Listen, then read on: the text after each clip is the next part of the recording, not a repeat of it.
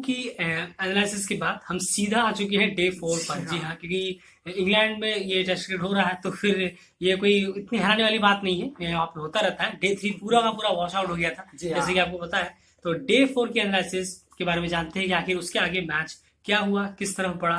Root और Burns आखिरी बार खेल रहे थे डे 2 की जब एंडिंग हो रही थी। जी हाँ, और डे 4 जब शुरू हुआ तो फिर न्यूजीलैंड की टीम बैटिंग कर रही है। जी हाँ, सब ऑल आउट हो चुके हैं। जानते हैं कि कंप्लीट स्कोर कार्ड क्या है, उसके बाद थोड़ी सी इस पे बात करेंगे। बिल्कुल, देखिए यहाँ पे डे 2 का लास्ट स्कोर था जो स्टम्प्स हुआ तो 111 पे 2 थे, ये स्कोर था। और डे 4 जब शुरू हुआ तो 140 पे 6 थे। तो बहुत ही यहाँ पे हॉरिबल बैटिंग इंग्लैंड की तरफ से जो हुई है, बहुत ही खराब बैटिंग। चाहे आप मिडिल ऑर्डर को उठा ले, लोअर ऑर्डर को उठा ले।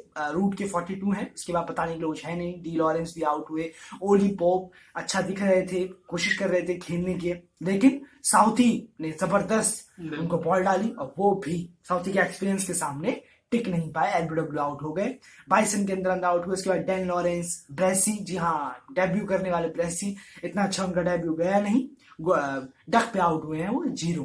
इसी के साथ साथ 140 पे 6 से यहाँ से उसके बाद ओली रॉबिन्सन, यहाँ तो फॉलो ऑन भी नहीं उतरा था, फॉलो ऑन भी नहीं उतरा, खतरा मंडरा रहा था, लेकिन यहाँ से ओली रॉबिन्सन, जी हाँ डेब्यूटेंट ओली रॉबिन्सन ने बैटिंग से भी 40 रन, माफ कीजिएगा 42 रन की पारी जो साथ दिया उन्होंने रॉरी बर्न्स का। रॉरी बर्न्स की शतक की पारी यहाँ पे इस 275 पे इंग्लैंड टीम ऑल आउट हुई, उस पर भी रॉरी बर्न्स का शतक, तीसरा शतक उन्होंने जमाया। जी हाँ, तो ये थी इंग्लैंड की इनिंग कि उन्होंने इसके बाद किस तरह से रन मारे। लेकिन यहाँ पे क्लियर कट न्यूजीलैंड कुछ लीड लेके चला गया। उसके बाद उस लीड के साथ न्यूजीलैंड बैटिंग करने के लिए उतरा कि ऑलरेडी काफी टाइम इस मैच का निकल चुका है, तो बहुत ज्यादा प्रोबेबिलिटी है कि इस मैच का जो रिजल्ट है वो ड्रॉ ही निकलेगा। लेकिन न्यूजीलैंड बैटिंग करने के लिए उतरा, लेकिन उनके भी जी हाँ 2 विकेट गिर चुके हैं। जी हाँ, पिछले मैच के पिछले इनिंग के जो उनके सुपरस्टार डेविड कॉनवे, वो इस बार जल्दी आउट होते हुए नजर आए। 23 रन पे सिर्फ वो आउट हो गए। और विलियमसन, जी हाँ लगातार दूसरा फेलियर उनका इस मैच में, दोनों ही इनिंग्स में इस बार वो 1 रन पे आउट हो गए। और ये इनका फॉर्म थोड़ा चिंता का विषय हो सकता है WTC फाइनल से पहले न्यूजीलैंड के लिए, क्योंकि इनका फॉर्म वो आना बहुत जरूरी है। काफी बड़े प्लेयर है, कैप्टन है टीम के और वर्ल्ड नंबर 1 टेस्ट बैट्समैन भी है, तो उस हिसाब से परफॉर्मेंस बहुत ही ज्यादा निराशाजनक है। 66 पे 2 है। ओवरऑल लीड क्या है और कितना % चांसेस हैं आपको लग रहे हैं कि इस मैच में कोई रिजल्ट आए? देखिए सबसे पहले मैं थोड़ा सा यहाँ बात करना चाहूंगा साउथी के बारे में। जी हाँ, 6 पर साउथी ने लिया है, जबरदस्त बॉलिंग कराई है, इतने टाइम बाद भी 5 निकालते जा रहे हैं, वो काबिल तारीफ है। एंडरसन की तरह वो भी है, से जबरदस्त है। तो बस यही बोलना चाहता था। पर 65 पे यहाँ पे अभी और साउथी ने जितने विकेट्स लिए हैं उसमें से ज्यादातर विकेट उन्होंने अपनी क्लासिक इन स्विंगर, दिमाग, स्ट्रेटजी और स्टेट्स के साथ निकाले हैं विकेट्स। जरूर। और 62 पे 2 है और इसी के साथ अभी 165 की लीड है। लैथम नॉट आउट है 30 रन पे, और उनका साथ night watchman Neil Wagner 2 run बना के दे रहे हैं। दोनों विकेट यहाँ पे ओली रॉबिन्सन ने लिए हैं। जबरदस्त डेब्यू हुआ है उनका, वाकई में कमाल का डेब्यू। जी हाँ, अगर वो जो चीजें हुई हैं जो भी आपको अगर पता हो, उनको अगर हटा दें तो जबरदस्त डेब्यू उनका हुआ है अब तक। ऐसा क्रिकेट है, जबरदस्त डेब्यू हुआ है। तो मैच के कितने % चांसेस लग रहे हैं आपको रिजल्ट आएगा? नहीं, मुझे नहीं लास्ट डे है, बिल्कुल नहीं, ड्रॉ होगा। अब तो ड्रॉ ही होगा, अब ज्यादा कुछ बचा नहीं है यहाँ पे। ना ही अब न्यूजीलैंड इतना एग्रेसिव खेलेगा कि एकदम आते ही मारना चालू कर, ऐसा नहीं है। वो ऑस्ट्रेलिया थी पुरानी। जी हाँ, वो सिर्फ एक ही टीम हुआ करती थी, ऑस्ट्रेलिया, कोई धराई नहीं है। पर अब यहाँ पे ये सब देखने को नहीं मिलता, क्रिकेट बदल गया है।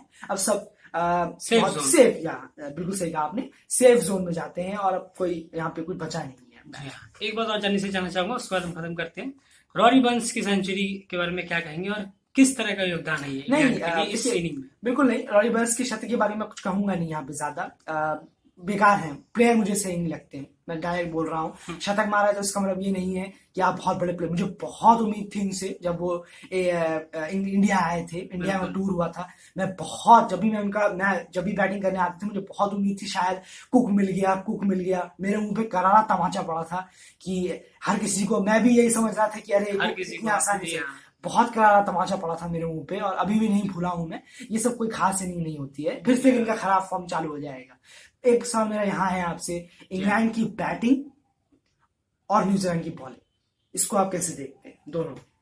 इस वक्त अगर देखा जाए तो न्यूजीलैंड की बॉलिंग थोड़ी ज्यादा हावी है इंग्लैंड की बैटिंग की वजह से, लेकिन हाँ एक बात और है कि इंग्लैंड की बैटिंग वीक बहुत ज्यादा है। ये वो इंग्लैंड की बैटिंग नहीं है जो पहले हुआ करती थी, वो क्लियर दिख रही है। इसीलिए जो ज्यादातर इस तरह की आकलन उठ रहे हैं कि इंग्लैंड में इंडिया इस बार जीत के आएगा, ये आएगा वो आएगा, वो सब बात की बात है, उसके बाद में चर्चा करेंगे। लेकिन अगर कोई कह भी पा रहा है इस तरह की चीजें कि इंग्लैंड इस बार हार सकता है, जीत सकता है, तो वो उनकी बैटिंग ऑर्डर की वजह से। बॉलिंग में अभी भी कोई दिक्कत नहीं है, बॉलिंग अभी भी जबरदस्त है। अब देखिए एंडरसन नहीं चल रहे हैं तो एक नया लड़का आके खड़ा हो गया, उसने विकेट निकाल लिए, रन भी निकाल लिए, और इनके जो पिछले बल्लेबाज हैं इंग्लैंड के वो आज भी उतने ही फॉर्म में रहते हैं जितने पहले फॉर्म में रहते थे। टिम ब्रेसनर जैसे रन मारते थे, आज भी इनके पास टेल एंडरसन जो काफी रन मारते हैं। तो इंग्लैंड की बैटिंग की वजह से ही उनकी जो दिक्कत हो रही है, जो भी हालात पैदा हो रहे हैं, सिर्फ उनकी बैटिंग की वजह से हो रहे हैं। इंग्लैंड की बॉलिंग बेशक कोई खराब नहीं है, जबरदस्त बॉलिंग है।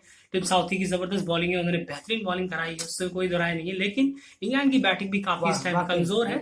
ऐसा नहीं है कि बेस्टो बटलर होते तो बहुत कुछ करते थे, बेस्टो बटलर को 30 बार खा लिया टेस्ट मैच में, लेकिन ये जो बैटिंग बेस्टो और बटलर का, अच्छा जी हाँ, जल्दी मेरी लैंग्वेज जल्दी बोला मैंने, बेस्टो और बटलर, बेस्टो की तो बात नहीं कर सकते, मैं तो फैन उनका हेडिंग टेस्ट का।